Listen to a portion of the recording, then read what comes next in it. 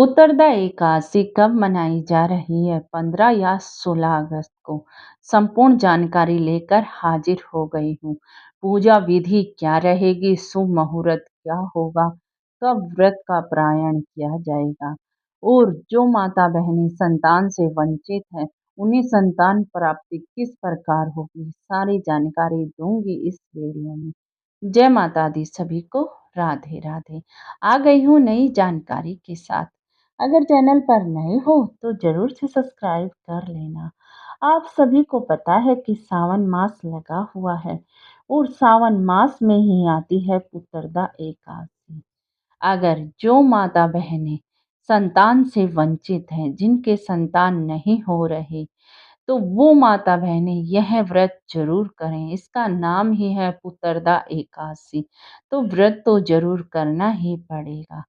जो सावन मास की पुत्रदा एकादशी का व्रत करता है, उसकी संतान संबंधी सारी ही परेशानियां दूर हो जाती हैं। संतान का उसे सुख मिलता है, बच्चे खुशहाल रहते हैं और उनकी तरक्की होती रहती है। इसीलिए माता बहनें यह व्रत जरूर रखें। जो सावन मास की पुत्रदा एकादशी आ रही है, वो ज़रूर ही रखें। अब मैं आपको बता देती हूँ कि पुत्रदा एकादशी कब मनाई जा रही है। देखो जी, सावन मास की पुत्रदा एकादशी शुरू हो रही है। शुक्ल पक्ष की एकादशी 15 अगस्त 2024 को सुबह 10:26 पर और यह समाप्त हो जाएगी 16 अगस्त 2024 को सुबह 9:38 पर। इसका समापन हो जाएगा। इसीलिए उदया तिथि का मान्यता रखते हुए सावन की पुत्रदा एकादशी का व्रत 16 अगस्त 2024 को रखा जाएगा जी। ठीक है। पूजा का शुभ मुहूर्त भी मैं आपको बता देती हूँ। पूजा का शुभ मुहूर्त रहेगा 5:51 से 10:47 पर। सुबह सुबह ही यह मुहूर्त है, इसीलिए मुहूर्त के बीच में ही आप पूजा कर लीजिए जी। अब मैं व्रत के पारायण का समय भी आपको बता देती हूँ। व्रत के पारायण का समय रहेगा 17 अगस्त 2024 को सुबह 5:51 से सुबह 8:05 पर।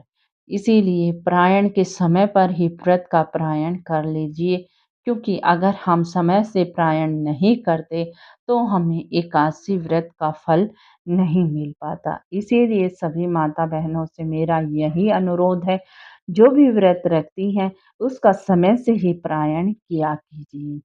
अब मैं आपको बताती हूँ कि सावन मास की पुत्रदा एकादशी क्यों मनाई जाती है। देखो जी, शास्त्रों के अनुसार एकादशी का व्रत सभी व्रतों में श्रेष्ठ माना गया। सभी जानते हैं इस बात को। जो व्यक्ति एक ऐश्वर्य, संपत्ति, मोक्ष, स्वर्ग और पुत्र, धन संपत्ति पाना चाहते हैं, वो सभी यह व्रत करना भी चाहिए और करते भी हैं। इसी दौरान जगत के पालनहार श्री हरि और माता लक्ष्मी की पूजा की जाती है। कहते हैं कि यह सूनी गोद भरने में हर चीज में सक्षम है भगवान विष्णु और माता लक्ष्मी। धन ऐश्वर्य माता लक्ष्मी देती है और भगवान विष्णु हमारी समस्त मनोकामनाओं को पूर्ण कर देते हैं। इसीलिए इनकी कृपा से सूनी गोद भी भर जाती है। यही वजह है कि सावन माह में आने वाली एकादशी का नाम ही पुत्रदा एकादशी है। ठीक है जी।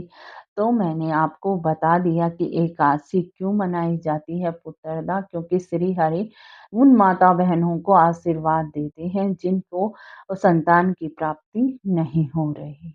ठीक है जी। इसीलिए जो माता बहनें संतान की इच्छुक हैं और वह संतान प्राप्ति में सक्षम नहीं है, तो वो माता बहनें जरूर करें इस व्रत को। ठीक है जी। अब मैं आपको व्रत कैसे करना चाहिए, अगर आप पहली बार व्रत रख रहे हो तो व्रत को कैसे करना चाहिए, वो सब जानकारी मैं आपको दे देती हूँ। चलो जी, जानकारी शुरू कर देती हूँ। चलो जी, बता देती हूँ कि व्रत हमें कैसे करना चाहिए, क्या-क्या नियम होने चाहिए।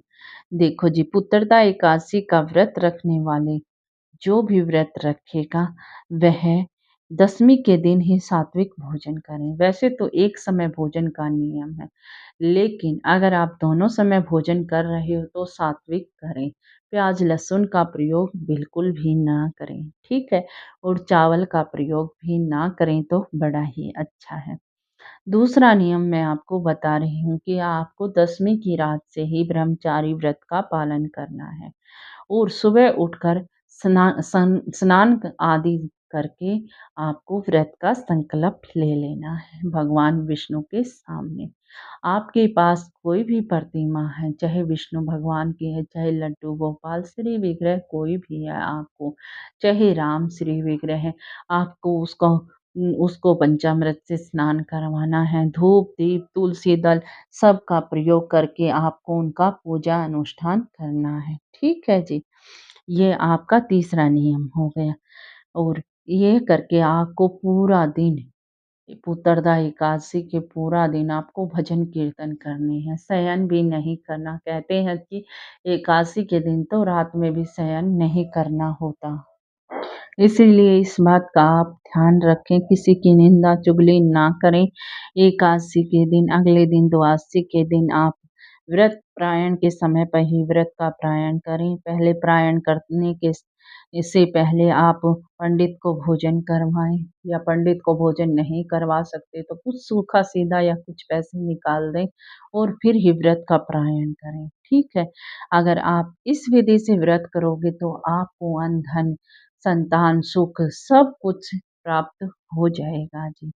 ठीक है जी, यह मैंने आपको जानकारी दे दी कि एकादशी कब मनाई जाएगी, क्या पूजा का शुभ मुहूर्त होगा, सारी जानकारी दे दी मैंने आपको इस वीडियो में। अगर आपको जानकारी कुछ अच्छी लगी हो तो चैनल को सब्सक्राइब कर लेना और कमेंट में जय माता दी ज़रूर लिख देना। चलती हूँ, फिर मिलती हूँ नई जानकारी के साथ। राधे राधे, राधे राधे।